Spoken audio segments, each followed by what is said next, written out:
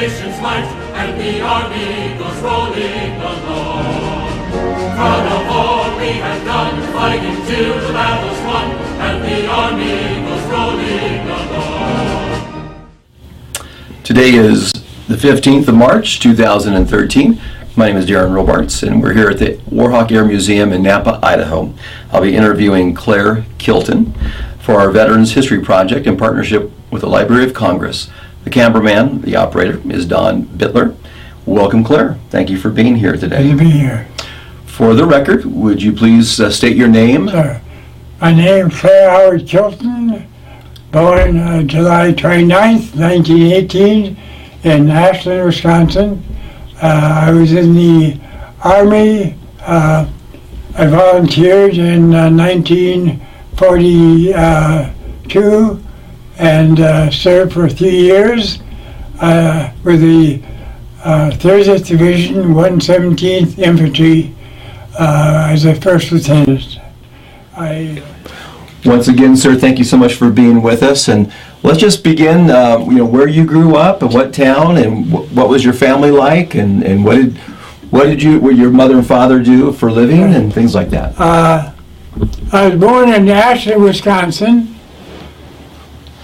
The reason I was born in Ashland is because my father was a sailor on Lake Superior. My grandfather was the captain of the tug Ashland, working for Schrader Lumber Company in Ashland. Their job was to haul booms of logs across from the Canadian shore, across Lake Superior to Ashland, to Schrader Lumber Company, which was a big lumber company, and then they'd unload the logs, go back across to Canada, and do the job over again. So I was the only child born there. My two older brothers were born in Sheboygan, Wisconsin. So when I was 7 years old, my family, we moved back to Sheboygan, Wisconsin. My dad went to work for the Kohler Company as an engineer. I went to school in Sheboygan, Sheboygan High School. I must add that my football team was one of very few that won the championship of the league. When I was a junior, I played right end. Until then, wasn't too sure what I wanted to do, so I putzed around with little jobs. But eventually, I decided I wanted to be a photographer.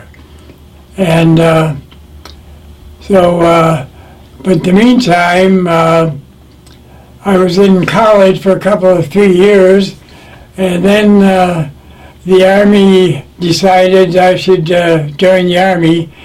My dad worked at the courthouse, and he knew the guys on the draft board, and so I knew that in July 42 I was to be drafted.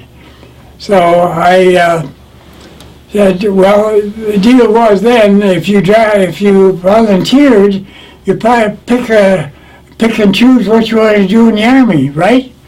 Wrong. I volunteered, and before I knew it, was on a train going to Austin, Texas, to join the 95th Infantry Division as buck private. So made PFC, made corporal, and word came down that we are accepting applications for officers candidate school, Fort Benning, Georgia. And I said, well, I'll give it a shot. So I took some tests and passed, and I arrived at Fort Benning, Georgia in 1942, I think it was. Christmas Eve, of all times, to arrive someplace, right? So January 2nd, I started in the infantry school at Fort Benning. Went through 3 months of training, learning how to basic train, learning how to do close order drill, learning how to, all the parts of the rifle, M1, learning how to train people, doing everything that you had to do. And on March 31st, I graduated from Fort Plain, Georgia. So I called my wife and said, honey, we get married, get ready. So went back to Wisconsin. On April 5th, my wife and I were married. And then I went right back to Camp Swift to join the 96th Division. And went into training there. And eventually, well, really, I got a cushy job. I was assigned to be in part of the generals group, and just did work.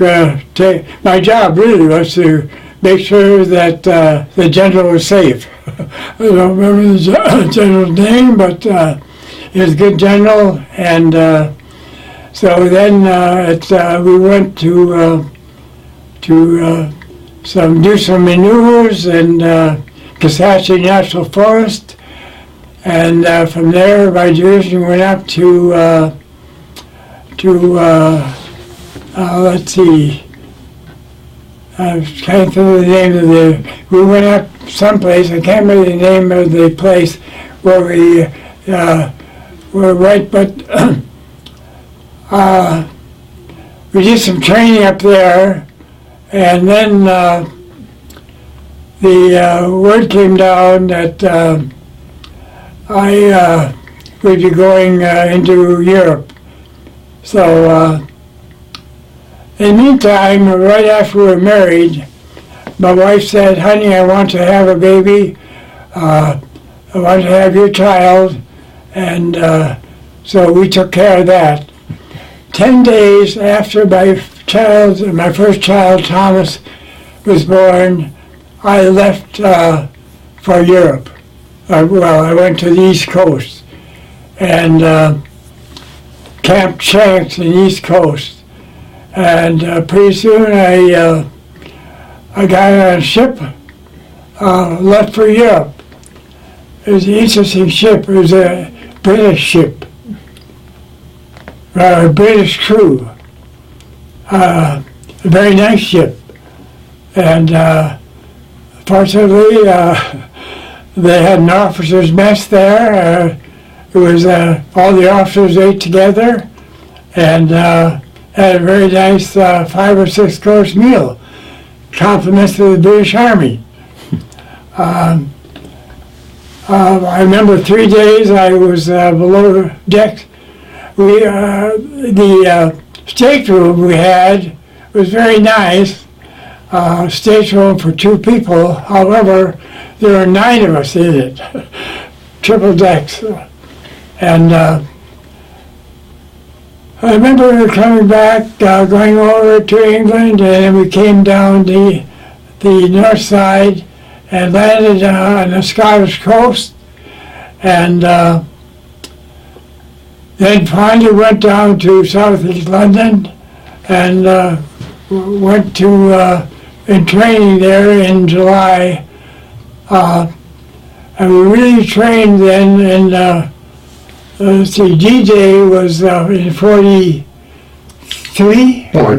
Yeah. 44. 44, yeah, right. Okay, so I enlisted in 43, landed there, and I went in training. I was assigned then to the 30th Infantry Division, and we trained our guys, and spent a lot of time visiting London and visiting England. They were very nice.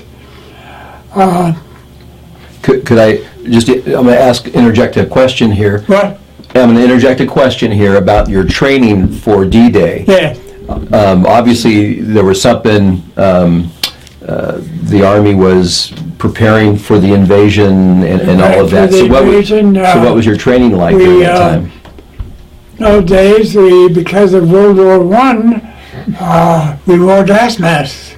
It was basic training. Basic uniform was gas mask. And so part of our training was we'd be out in the field, any place, doing anything, and gas, gas, gas. See how fast you could put on the gas mask. And but then, let's see, I was assigned again to the 30th Division, and then we landed in Europe, in Normandy, D+10, and in hedgerows. And I remember vaguely seeing, well, a lot of the shot up buildings and villages, and same year in Greece was one of the little towns I saw. They showed me, and later on it was in a movie where a paratrooper landed on a church steeple in same year, and that was made in a movie later on. But I got into the fighting in the hedgerows. My first, I still remember seeing my first German dead soldier laying next to the field, laying down the crowd there. We were fighting from hedgerow to hedgerow to hedgerow.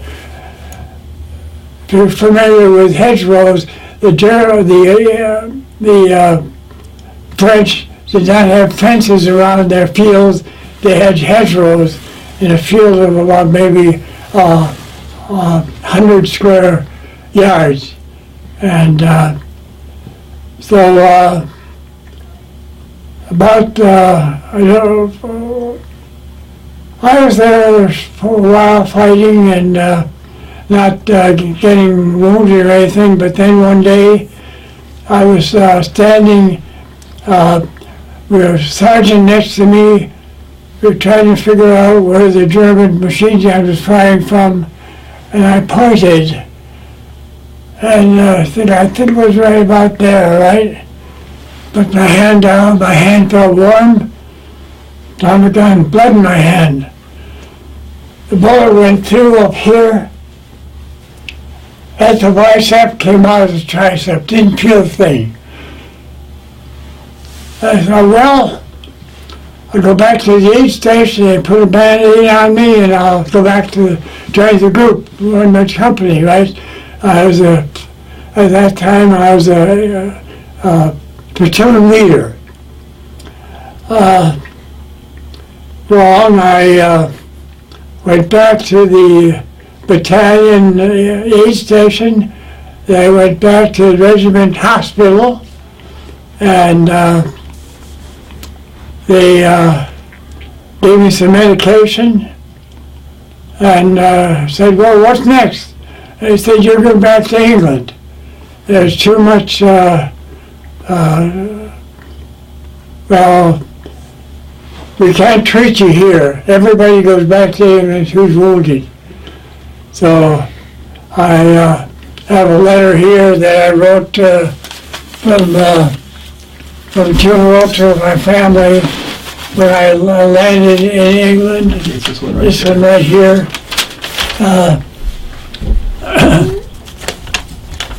I was written from an English hospital. I spent 5 days there in an English hospital. And then they said, we have a nice place you can go for a few days, a couple of weeks to spend time. There's a home, I think, of a former general in the, who, I can't think of the place where he was, but it was a very nice home, and we spent some time there. We had breakfast in the morning. There were about maybe half a dozen of us, all officers recovering from wounds.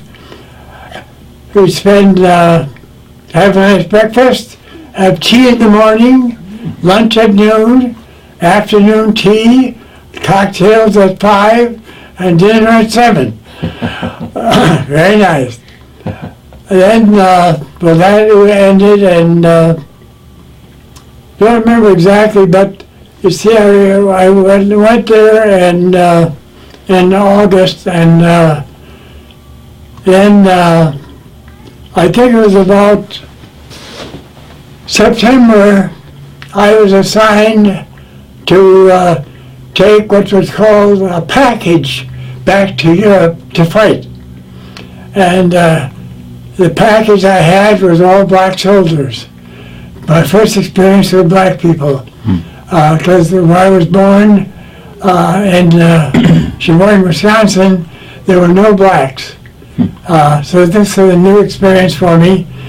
But we got through it, did fine. But when I got back, then I went back to join my 30th Division. Crossed the Rhine River, and my first vivid experience was the what was called the Battle of the Bulge, when the Germans, Hitler decided to make a final push to the coast, to the canal, and get back to.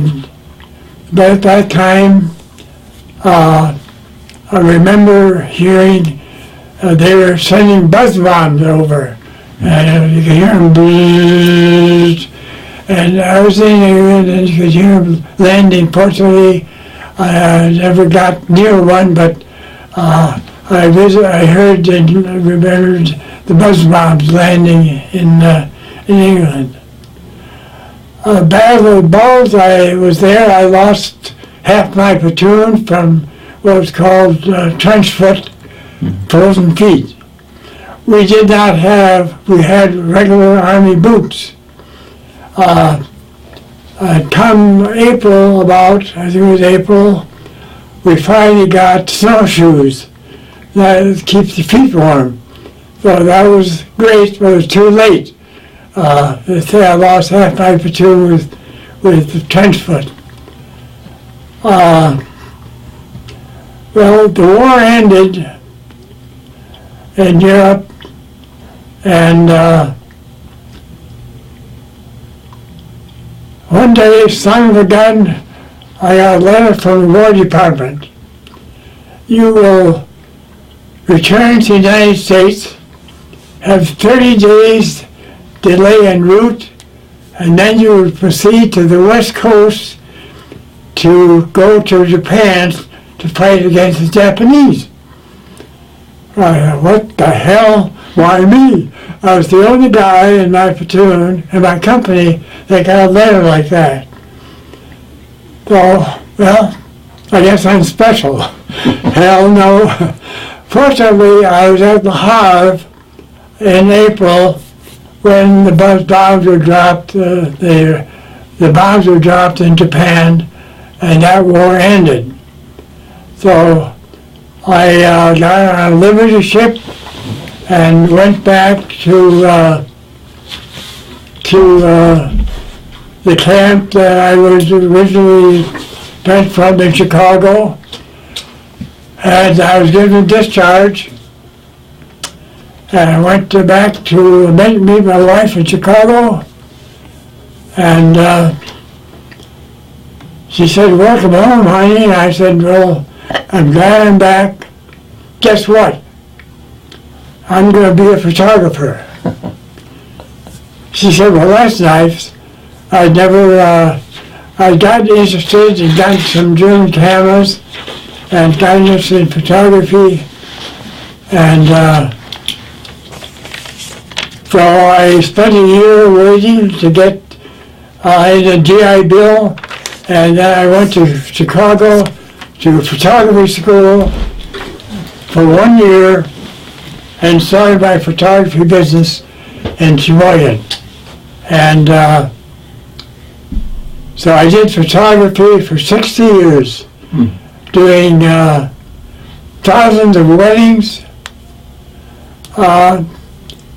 originally, weddings, when you got married, you went to the studio and they took a few pictures of you and your wife in the studio. I said, I don't want to do that. I'm going to do candid photography at the wedding, candid photography at the reception, cover the whole thing and put it in the book. So I started, in my town, I started candid photography and did that, did thousands of weddings, did aerial photography, did portraits, did commercial work, did everything, and enjoyed doing it. Finally, I decided, let's see, it was the end of I came out to Boise, Idaho to attend my granddaughter's wedding.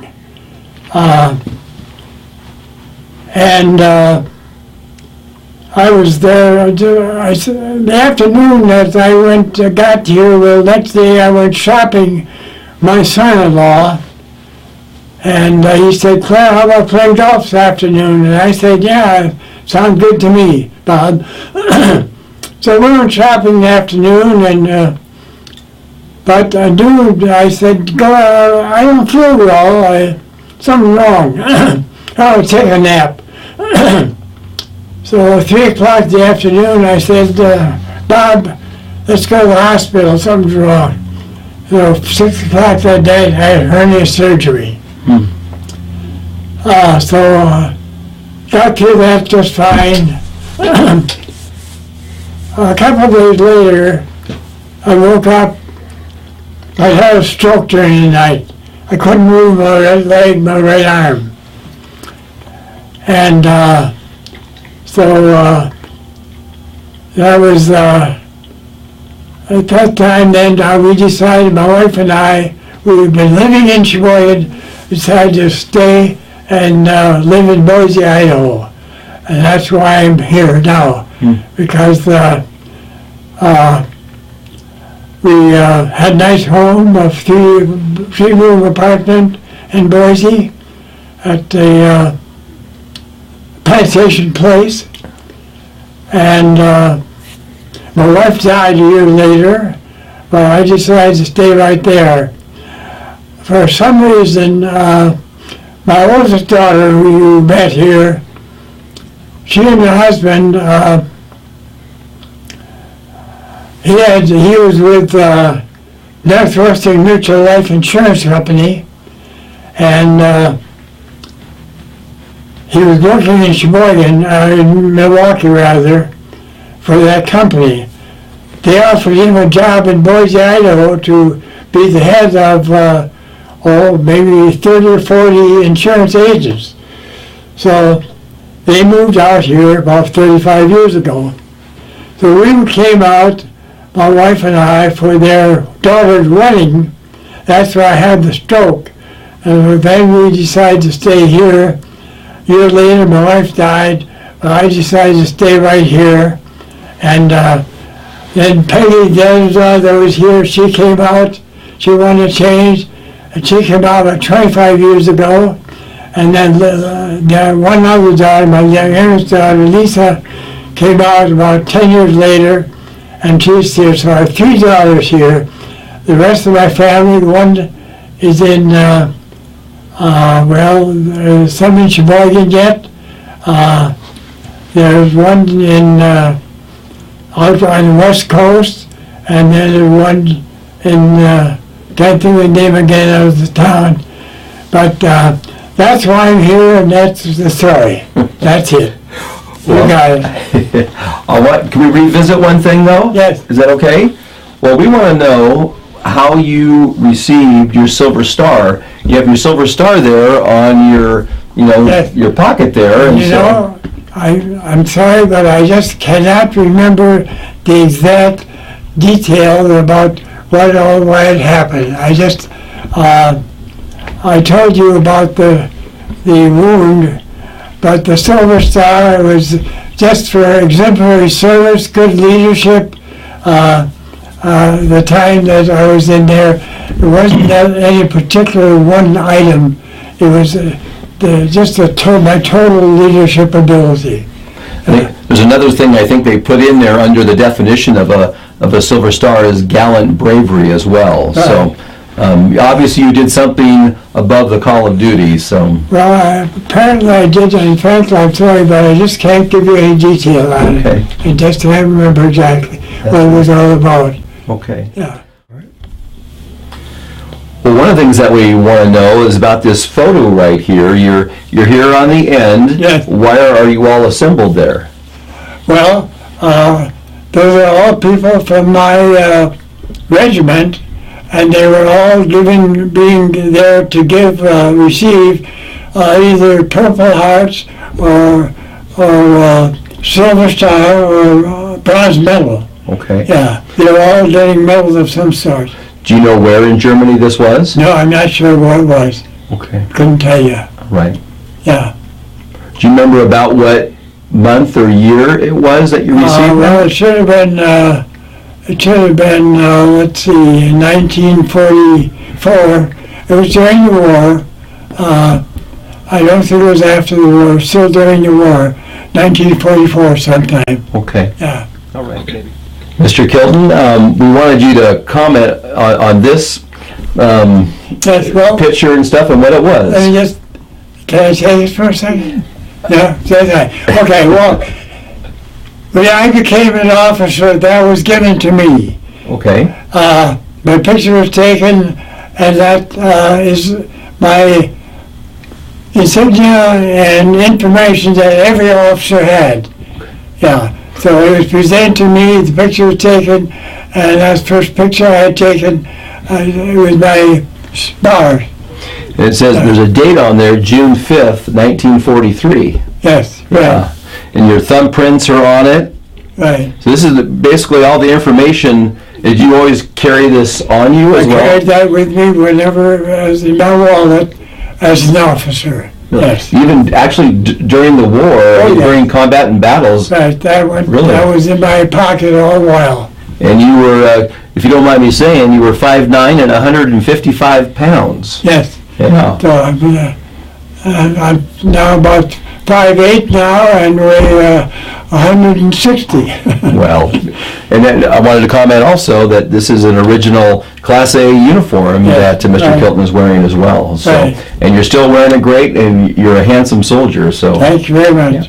Thank you. well, in closing, I just want to ask you a question. If you were to sum up maybe your life or a life lesson, something that you could communicate back to maybe great-grandkids that might watch this or other people that, especially this generation currently right now, what message would that be? Would you like to share with them in a sentence or two? What would that be? I think I should say that my generation was special in that we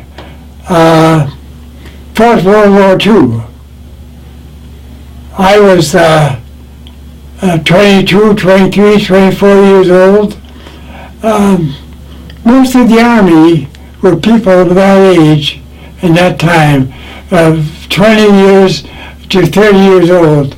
And so, well, we, strangely enough, we said we claimed that was our war. Yeah, and in many ways it was. Of course, we went through what was the Great Depression, and that was a tough time, but we got through that okay, and I was very happy to be alive and working and living in that area in that time. It was a great time to be alive and work and be an American. Thank you. That's it. Well, sir, we want to thank you so much for your story, but also for your service to our country. Thank you. And we want to just say thank you very much. Right. Okay. Mr. Kilton, we wanted you just to comment on this lovely portrait of you and your wife. Well, surely. The day that we were married, well, I sent a card, telegram to my wife on the day I graduated at Fort Payne, Georgia, which was March 30th, and I wrote, sent a cable saying, honey, we can get married. I'm a second lieutenant, making $200 a month, and we can afford to get married. I'll be home in a few days, so start proceedings for the wedding. So on April 5th, which was 5 days after, that picture was 5 days after I graduated, on April 5th we were married in Sheboygan, Wisconsin. And then that day we went to Chicago on a train and then down to Camp Swift. Yes. Now, did you know your wife while you were in high school? I mean, were you high school sweethearts? Yes, actually, I was a senior in high school and she was a freshman. I met her in church. We were members of the youth group, Comrades of the Way. We met and we would go to church on Sunday evening and have a meeting, and then I would take her home. And of course, it was 5 years later that we were married, but that's how it all started in the Sheboygan First Congregational Church, Sheboygan, Wisconsin. Right.